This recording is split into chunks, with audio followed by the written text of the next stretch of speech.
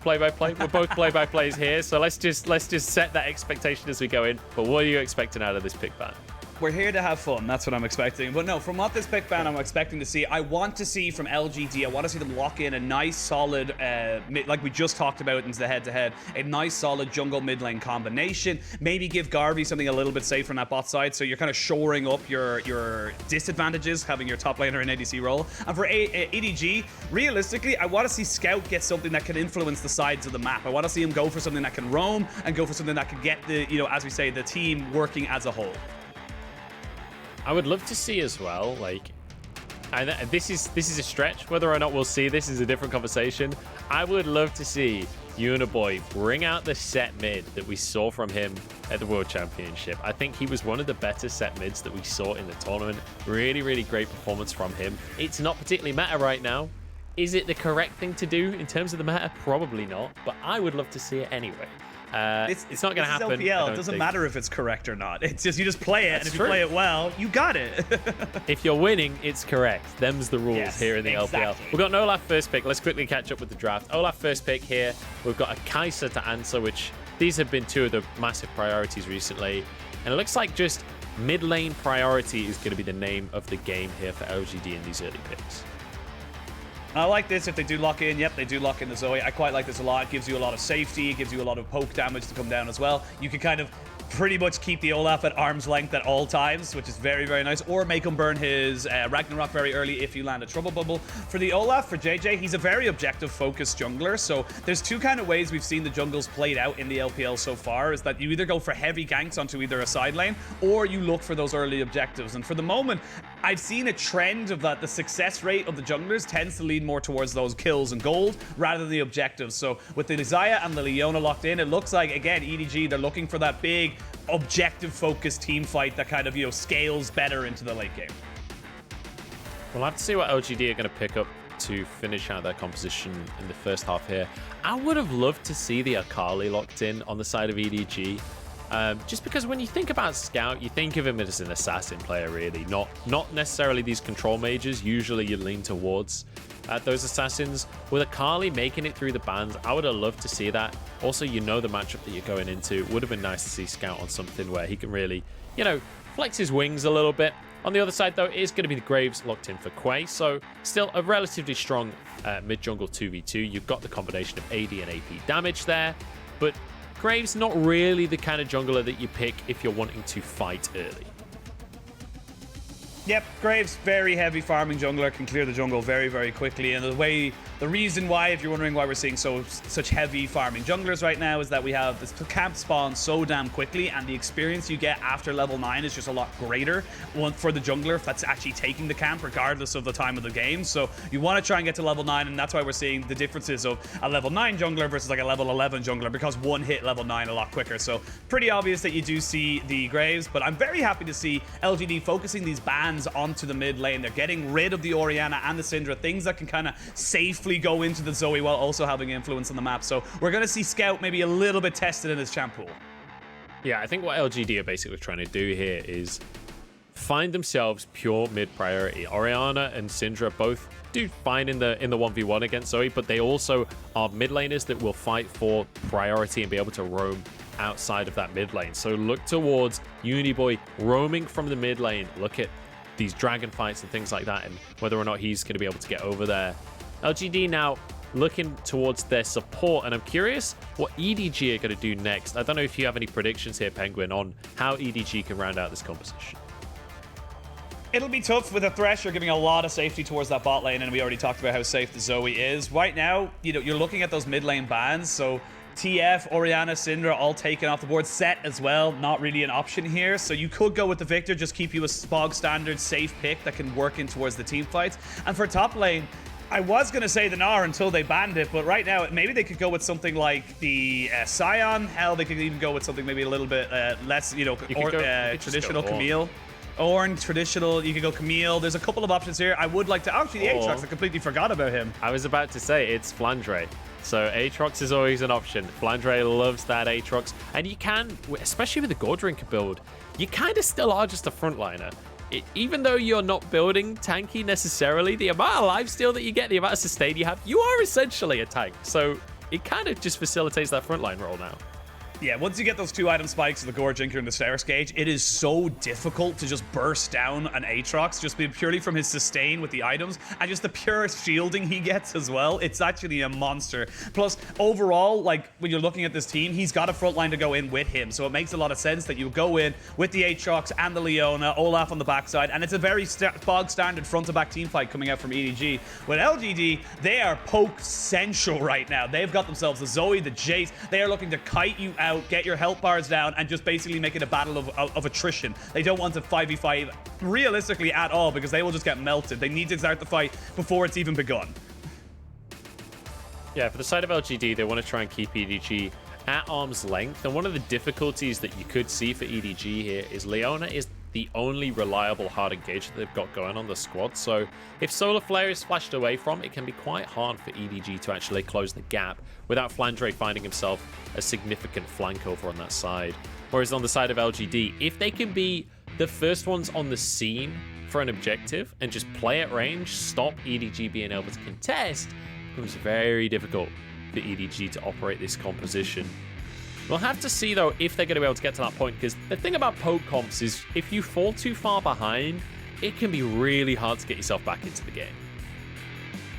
Yeah, the whole problem going up against poke comps is that they just keep absolutely 100-0ing you without even starting a fight. That's why they're so infuriating to deal with. Plus, when you add in someone like a Zoe, who is kind of the ultimate poke mid laner, she's got ways of catching people out. It's a poke pick comp that if you get hit by a trouble bubble, if you get hit by a hook, you can be 100-0 very, very quickly. But for EDG, if they're able to keep within, a couple of hundred gold, keep themselves in the stronger 5v5 and force LGD to fight around objectives like dragons or anything like that, they could find themselves in a very, very solid advantage. Well, EDG will be looking for the front to back, which, I think a lot of people could have expected coming into today.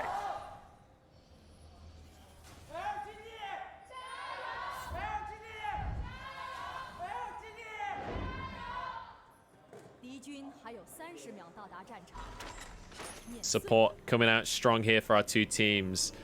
And let's just remember as well that these are two historic organizations going head to head here. These are both LPL veteran organizations. And there's more on the line here than just the standings as of right now. But certainly for EDG, the standings as they are phenomenal. When you consider the recent performance in the last couple of years from EDG, the last time EDG had a really, really great performance was like 2017. That's a long time ago when you consider that EDG used to be one of the squads that people thought about as the world's representative for LPL. So with the way that this squad has been going so far, with a flawless season so far, maybe, just maybe, this is finally the return to glory for EDG. And it's an exciting time for EDG fans. You look at this lineup and you can't help but feel like we said in the Bevies with the Boys episode of for the LPL with all 6 of us, is that Lyric and Clement are excited for this side. They are excited for this team. Jiejie, Flandre, Scout, Viper, Meiko. These are big, big names. I would argue maybe top 5 in their role at minimum. And that's why you can get excited for them. And right now, like you said, they're looking solid. They're looking good. What I want to see from them here, from an LGD that, like we said, is a very, very, very new squad in terms of its coming together. I want to see clean League of Legends. I want to see them, as we've seen them so far, execute on their composition, make sure they're not giving LGD the chance to move forward and make their composition work, and just come out with a clean win if I want to get really excited for them. This can't be scrappy. Well, we'll see about that, because they are rookies, so whether or not it can be the cleanest win ever, you may be disappointed on that one, Penguin. But one thing I will say is that from what we've seen from these guys against V5, it felt like if they can win these lanes, they can win the game off the back of that. The decision-making was good. They were proactive. When they had priority and were able to move around the map, they were able to make a lot happen. So, with the way that they've drafted, Uniboy will have priority in that mid lane. You've got Quay as well, who on this Graves is going to be able to roam around the map very, very quickly. You've got Cult will have infinite priority towards the top side. And down in that bottom lane as well, with Kaiser against Xayah, when you have kill threat, when Chance can find a good position, you can get priority, although you'd expect Xayah to be the one leading the charge when it comes to that wave clear, and therefore bot lane priority. So there's a lot to work with here for LGD, and if they can make some plays happen early and get themselves a gold lead, this is a team that you cannot just count out. Yeah, like you said, they pretty much picked winning lanes across the board. The Jace will always have the push in onto the Aatrox. Zoe can clear the waves very quickly and efficiently. As you can see here, does mean that Quay has got pure safety to walk into mid lane, pick up a scuttle, go over to the other side, pick up another scuttle. And overall, they have got the priority. But the big thing I want to see from LGD is how do they use that priority? It's always the biggest problem we kind of see with certain teams in the LPL. It's like, yes, you got an advantage, but what are you doing with it? And that's going to be the biggest test, I feel, for LGD in this series. And, oh, we're going to have a fight. 2v2 in the bot side. Garvey's in trouble. Flashes away, but one more auto should do the trick. Garvey ticking down, but he survives on barely any HP. But the Q goes through, and the feathers pierce his heart. And that is the issue when you're having your top laner in your ADC position. You step too close to the fire and Meiko will punish you. He immediately goes aggressive. You've got the Ignite available to you as well. And that's why Leona is such a problem in, for duos right now, is that if your Thresh isn't playing super far back and that Leona catches on top of you, you have no escape. And let's just remember the bot lane that they're up against. In fact, let's take another look at the replay first, because Garvey already fairly low on HP here. I think he just walked in front of the feathers. And then at that point, once you're rooted, you already know how that fight's going to go. Yeah, it was good from Garvey to survive as long as he did and force everything out of EDG. So as you can see across the board, apart from the Ignite on chance, everything was used. There's no flashes or, combat summoner spells for the EDG bot lane. So, but I imagine with Jiejie being the objective focus and kind of, the guy who he is on this Olaf, he should be feeling pretty confident to maybe make something work now in this bot side, knowing that Garvey has not really any kind of escape for a very long time.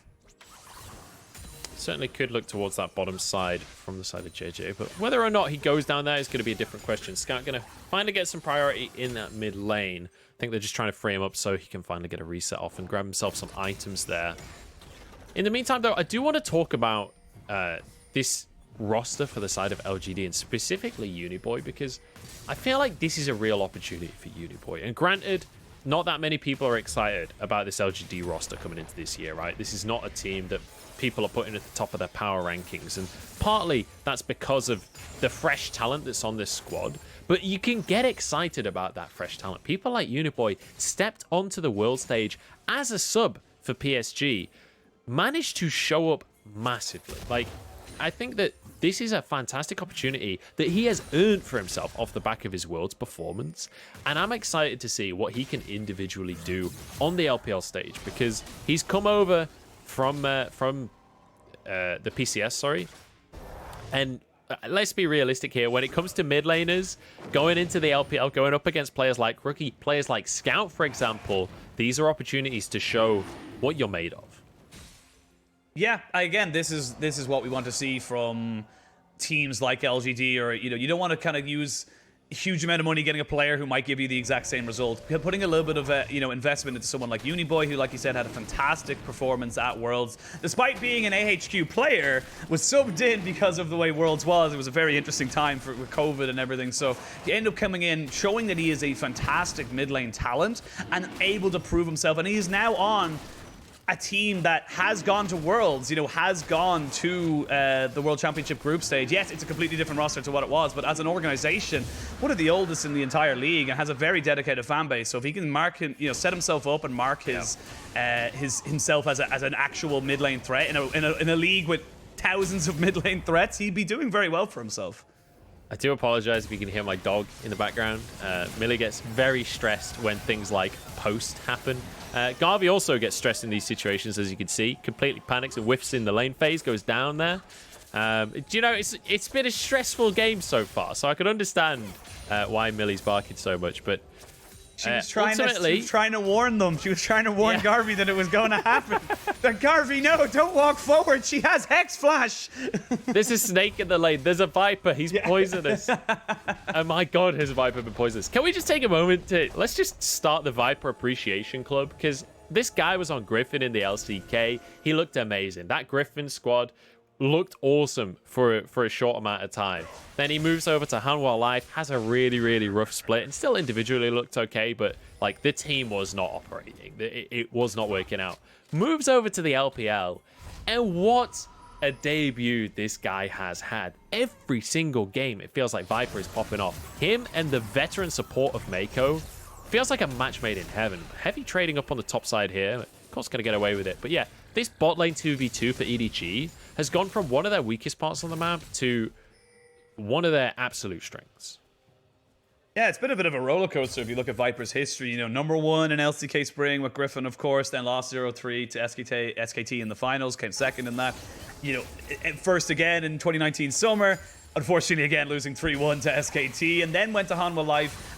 Didn't really have a huge amount of success, like you said, but has proven time and time again that he is a very, very strong, you know, ADC that needs to be respected overall in the LCK, and now finding a roster in EDG. And I feel like it's a great fit for EDG because they're very methodical, they're very by the book, like we said, but with Viper, he adds that little bit of flair that you know can just pop off at any moment.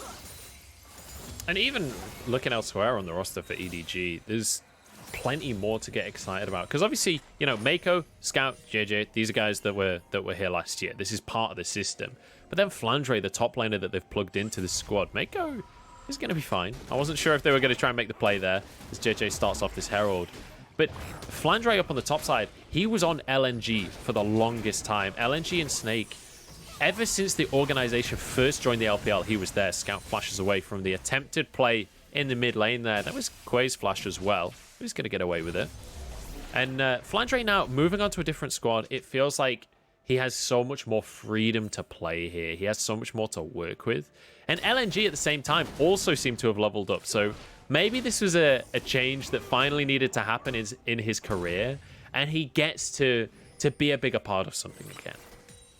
And it's kind of just as a weird like anecdote, I suppose. It feels like EDG are assembling like, you know, the Infinity Gauntlet. They've got all these different pieces that are scattered around the, you know, the LPL and LCK universe, and they finally got them all together and perfectly balanced like all things should be. And like we talked about, and why we're getting a little bit excited for this team is that yes, they're going to have growing pains. Yes, they're going to have slight issues of, you know, kind of, you know, coordination sometimes, but their fundamentals have been incredibly solid. Their understandings of their team comps and when they're strong has been incredibly good. So this is an exciting roster that could potentially come out and really, you know, cement themselves back at the upper echelons of the LPL, because this is a team, EDG as an organization used to be EDG RNG. That was the finals. That was it, always and forever. And it's nice to see them come back to that level of success potentially in this year. Yeah, and key thing is potentially, right? I don't want to get ahead of ourselves. They haven't made it just yet, but when you look at the standings, it's feeling pretty good. They're 2-0. They are 4-2 though. Both of the series that they've won, they went to 3 games. So yet to put themselves in that position of stomping opponents, and maybe that could be their downfall is the consistency in these series. And maybe it's an issue of which side of the map they're playing on as well. As we look at this game, though, let's kind of recap on where we're at, because we've been kind of talking about rosters a little bit and talking about the standings. We are dead even when it comes to gold. LGD managed to get the first Drake for themselves, but look where the gold is for either of these teams, because obviously no kills on the side of LGD, so it's just coming from farm and from tower plays. Whereas on the side of EDG, Viper's already got 2 kills for himself. He's got himself a 10 CS lead as well. On top of that, he is going to be powering up fast, and when you consider that Xayah is that 3-item AD carry, it's real good to have those kills early.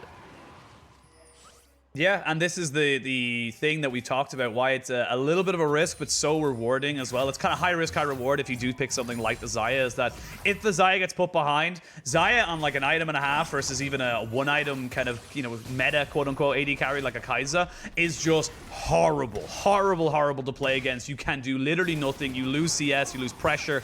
Whereas on the other side, if you're able to get ahead and you get ahead of the curve in terms of power, and you're already at a full item as they're coming up to the 15-minute mark, you're able to go toe-to-toe with something like the Kai'Sa. You're able to keep up the pressure, and you have to be respected, because Gale Force, we've seen it before with so many different champions, that it just creates opportunities where there is none. So I like the fact that EDG got a lot of, you know, and it was straight up 2v2 advantages. There wasn't any gank pressure from Jiejie. It was just straight up them doing what they had to do and knowing the matchup and knowing they could get the kills.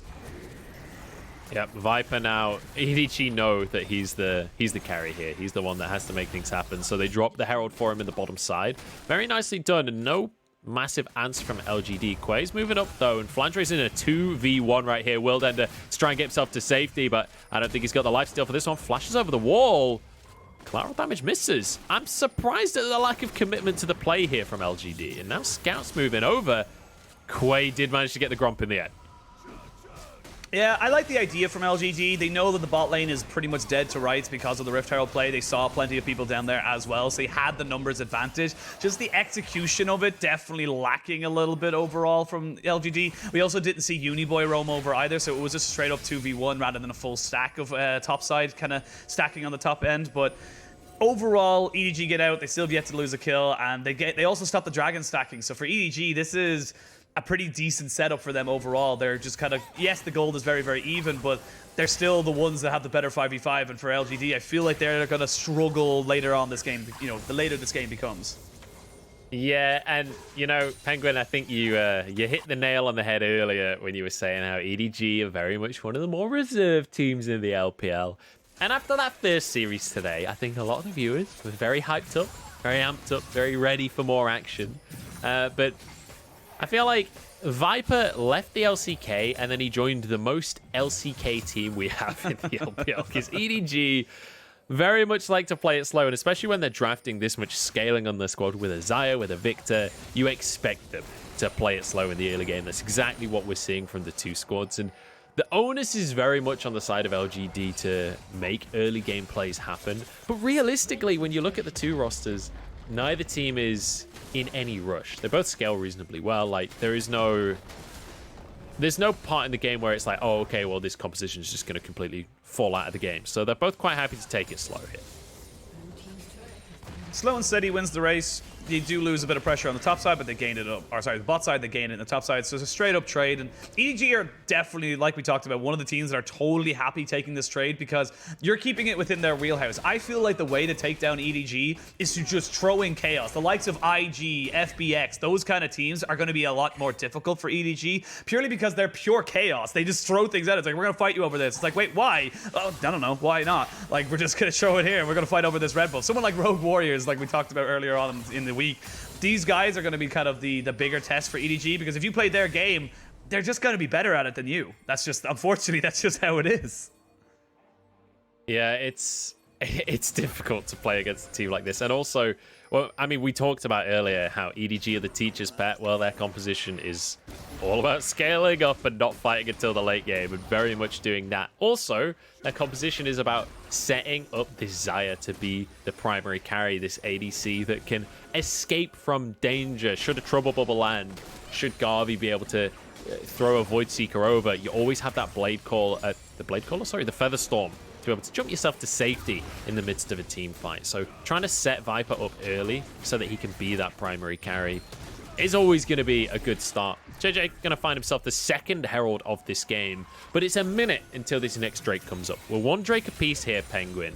Are you expecting one team to have priority here over the other? Yeah, EDG straight up. You can have a look at the lanes. They're getting mid lane kind of set up for them. They're throwing Flandre up to the top side with that TP available to him as well. They are going to get a full reset. We can see just there, right at the Rift Herald fight, how difficult it is for LGD to walk into this EDG lineup because of just purely the engage and just the control they have with this Victor and the Xayah. You have to watch the feathers. You have to be careful of the gravity gate. You have to, or yeah, the gravity field. You have to be careful of so many little things. If your skill shots don't land, if you don't have the paddle star landing, and you get hit by a laser like that from Garvey, you don't have a chance in this fight. So you can see already EDG just asserting dominance, saying, we know we're stronger in a straight-up 5v5 if you don't hit your skill shots. Uniboy finds a trouble bubble here. The Krugs are going to ruin everything, though. The two tiny Krugs just come and sit on top of Uniboy. The sixth and seventh man. Yeah, unlucky there. I've been there. I've been that Zoe. It sucks when you get minion blocks on your Qs after a bubble, but we're going to see the fight for mid lane priority because the dragon is now up on the board, and you can see Jiejie on the right side of the map. Garvey, interestingly, going for the Kraken Slayer, not for the Gale Force here. So a much more late game focused version of the Kai'Sa here, where you're not looking for the early burst damage. You're not necessarily looking even to be the assassin. You're looking to be that crit AD carry. Herald dropped in the mid lane, though.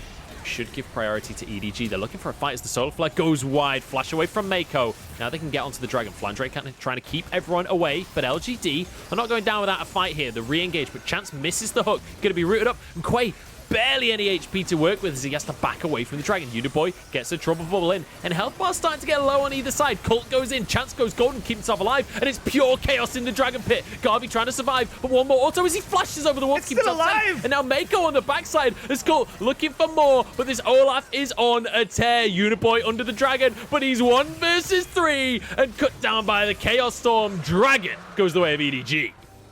Dragon was just putting down so much damage. You can see Quay goes down to about 200 HP before that fight even begins. It was a smart move from LGD, like we said, to try and keep EDG at arm's length, but EDG did not let them just dictate the pace. They did not let them just take anything for free. They jumped straight on top of them, and you can see once Scout and Jiejie are still alive, they can just tear up the end of the fight. It doesn't matter that you took down the AD carry.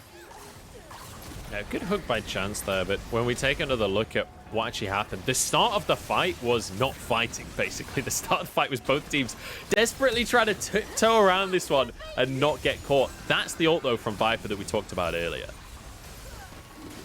Yeah, and this fight overall, you can see Quay's almost pretty much out of this fight right now. Flandre puts himself nicely above the wall. Scout is there as well. And even though he's half health, Viper goes a little bit too deep, gets himself caught out, but it doesn't matter. Flandre and Jiejie are just too damn big, and you could just completely cut this one down. Uniboy tries his very, very best to make this as equal trade as possible, but with having the Chaos Storm still available to you, he was always going to be bursted down. He had his flash available, but at that point, you're always going to die. So, like that he didn't use it, like that he tried his best, but it's so hard when you can't kill off Scout. You have to just, commit everything to Viper, and then you're just left with nothing left in the tank from the side of LGD. So, EDG, they kind of just clean up house after that. Yeah, really, really difficult to win these fights at this point. And let's bear in mind what we talked about earlier. LGD don't actually want a straight up 5v5, and they definitely don't want Uniboy to be caught out without a hope or a prayer here. He's going to try and get away. Has Flash available, but I don't think there's any getaway. Maybe should have just held on to Flash, honestly, because 3v1, not much hope of escaping. When the pick cop's getting picked, you know you're in trouble. That is an unfortunate time to, as I said, you kept your flash from the last fight. You used it in that particular incident. Probably not the best situation. Look at the player go. Viper's almost on 10k. He is so far ahead. He is nearly 2,000 gold ahead of his counterpart in Garvey. And on a scaling ADC like the Xayah, that's just so difficult to deal with Viper having the heal, the feathers, or sorry, the feathers fly, and of course the flash. It's just going to be becoming more and more difficult to lock down this AD carry. And he has a stopwatch in the back pocket as well. So killing off Viper is no longer an option for you on the side of LGD. You need another win condition. Yeah, I mean, even when you just look at the runes, it tells a story. Hang on a second here. Scout's trying to get away with a recall. Chance isn't going to let him, though. The Chaos Storm comes on down, and there's a TP coming through as well. Scout flashes, dodges the hook, keeps himself alive, and gets one in the 1v2. And now Quay, chased out of the fight by Flandre. Cult is here, though, and suddenly the numbers advantage to LGD. But Cult's gone too deep, too fast. Will survive for now. Flandre trying to keep this fight going as Viper, I guess he's just going to settle for chickens. That's the advantage we're going to find, I guess. They try to go for a pick, but look at the map state. Look where everything is in terms of, the minions and the waves. That's going to, yes, you gain a kill, but you lose one. So it's a 1-for-1 trade, and you lose a tower, and the rest of the waves are pushing into you. It's a bit desperate from LGD. You can see they're scrapping to try and find something, but EDG, they've got the answers. Beautifully done here by EDG. They lose the fight overall, but ultimately they gain more on the map. They have Viper pushing in the mid lane, and they're more than happy to play the game in that way. Look at Jiejie's score as well, 202. He's now got the Hysterics. We talked about this earlier. The 2-item spike of the Gold Drink Hysterics makes you completely invincible. Well, Jiejie's already there. Flandre's not far away. This late game teamfight composition that we talked about, they're almost there. We're only 22 minutes in. We're not at the late game, but they almost are. It is only a 4,000 gold lead, but it feels so much worse when you're against a team like this from EDG. And LGD, they need to catch someone out. They need to have a flash of brilliance, a mistake from someone on EDG, which is asking a lot when we talk about these guys being the slow and steady wins the race kind of team. and that is how they come back into this game. But for EDG, they just want to keep playing the way they're playing. They're doing nothing wrong. They're going to keep keeping the waves in their favor. They could fight 5v5 over objectives. They have 3 items onto Viper. They are at the strongest, and they're going to keep getting stronger. They're now no longer at a deficit in terms of, you know, the composition, quote unquote, having the early game, because the early game just didn't go in favor of LGD. And I want to hang on. We've got a fight coming up. This is Dragon in 20 seconds. We'll come back to this conversation because I think we're about to see everything explode here, Penguin. Oh, the flank. Flandre is trying to find the flank, and we talked about this earlier. You got Meiko as the hard engage, and the flanks from Flandre Cult forced the flash out of the fight here. Good solar flare from Meiko to force that summoner. That should just be Dragon for EDG now, as it becomes incredibly difficult for LGD to face check in.